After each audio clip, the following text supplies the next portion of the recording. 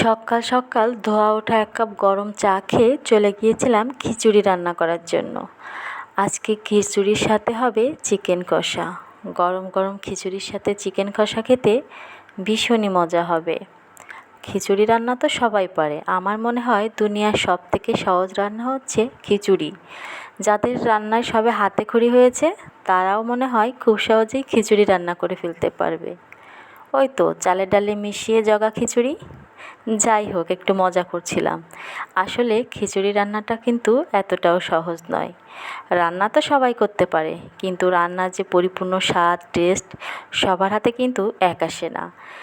কারো রান্না করা খিচুড়িতে ঘ্রাণে চারিপাশ ম ম করে, আবার কারো রান্না করা খিচুড়িতে দেখা যাচ্ছে একদম সাদা ভাতের মতো হয়ে যায়।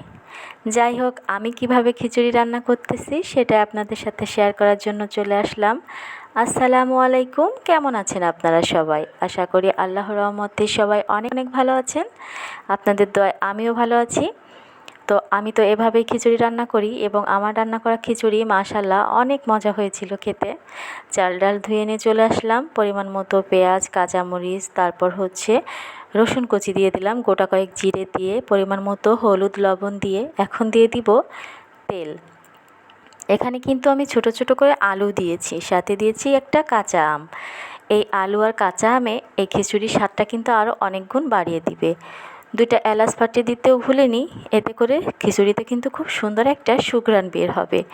এখন ভালো করে হাত দিয়ে কচলে মেখে পরিমাণ মতো পানি দিয়ে দিব। এখানে পানিরও একটা নির্দিষ্ট ঠিকানা আছে, কারণ পানিটা যদি খুব বেশি হয়ে যায় তাহলে পারফেক্ট খিচুড়ি হবে না, আবার কম হয়ে গেলেও দেখা যাবে ভাতটা চাল চাল থাকবে। তাই বুঝে শুনে ঠিক মতো পানিটা দিয়ে নিতে হবে। তো দিয়ে দিলাম সব কিছু। এখন বসিয়ে দিব রাইস কুকারে, হয়ে যাবে আমার মজার খিচুড়ি। আর চলুন অন্যদিকে চিকেন কষাটাও রান্না করে ফেলি। এখানে নিয়েছি চিকেন, সাথে নিয়েছি আলু আর কিছু কাঁঠালের বিচি। কাঁঠালের বিচিগুলো কয়েকদিন ধরে থেকে গিয়েছিল, ভাবলাম আজকে চিকেন দিয়ে রান্না করে নিই, খেতে মজাই হবে। এখানে আমি মশলা বেটে নিয়েছি, আদা, রসুন, শুকনা মরিচ, পেঁয়াজ সব কিছু একসাথে বেটে নিয়েছি। কড়াইতে তেল গরম করে এখন দিয়ে দিচ্ছি বেটে রাখা মশলাটা। চিকেন রান্না করতে আমরা সবাই জানি, নতুন রাঁধুনি হোক পুরাতন রাঁধুনি হোক সবাই চিকেন রান্না করতে পারে। আমার প্রিয় প্রিয় আপুদের তো ভিডিও আমি দেখি, সবাই অনেক মজা করে চিকেনের বিভিন্ন আইটেম করে, দেখতে অনেক ভালোই লাগে। যদিও আমি কিন্তু একভাবেই চিকেনটা রান্না করি, এভাবে মশলা বেটে ভালো করে তেলে কষিয়ে তারপর দিয়ে দিই চিকেনটা। আর তারপর আরও কিছুক্ষণ কষিয়ে নিয়ে পরিমাণ মতো পানি দিয়ে কিছুক্ষণ কষে তারপর দিয়ে দিই ঝোলের পানি। তো এভাবেই কিন্তু চিকেনটা রান্না করি। একদিকে খিচুড়ি হচ্ছে, অন্যদিকে হচ্ছে চিকেন। তো রান্নাবান্নার শেষে প্রথম যে কাজটি সেটি হচ্ছে ছেলেকে খাওয়ানো। নিজের খাওয়ার আগে ছেলেকে খাইয়ে দিলে হয় কি, তৃপ্তি সহকারে নিজেও একটু খাওয়া যায়। আমার মনে হয় সব মায়েরাই কিন্তু এটাই ভাবে। আবার বাচ্চারা তো সবসময় খেতে চায় না, দেখা যায় তখন কিন্তু নিজে খেয়ে নিয়ে তারপর বাচ্চাকে খাওয়াতে হয়। তো ছেলের জন্য খিচুড়িটা বেড়ে নিব। দেখতেই পাচ্ছেন কতটা সুন্দর হয়েছে, যেমন কালার ঠিক তেমনি খেতেও অনেক মজা হয়েছে মাশাল্লাহ। আপনারাও কারা কারা সকালবেলা এইভাবে মজার খিচুড়ি খেতে ভালোবাসেন এবং আমার রান্না করা খিচুড়ি চিকেন দেখে আপনাদের কার কার খেতে ইচ্ছে করেছে কমেন্ট করে জানাতে ভুলবেন না। এই তো হয়ে গেল চিকেন। এখন এখান থেকে একটু চিকেন নিয়ে ছেলেকে কিন্তু আমি খাইয়ে দিব। তো আজকের ভিডিওটি কেমন লেগেছে কমেন্ট করে জানাবেন।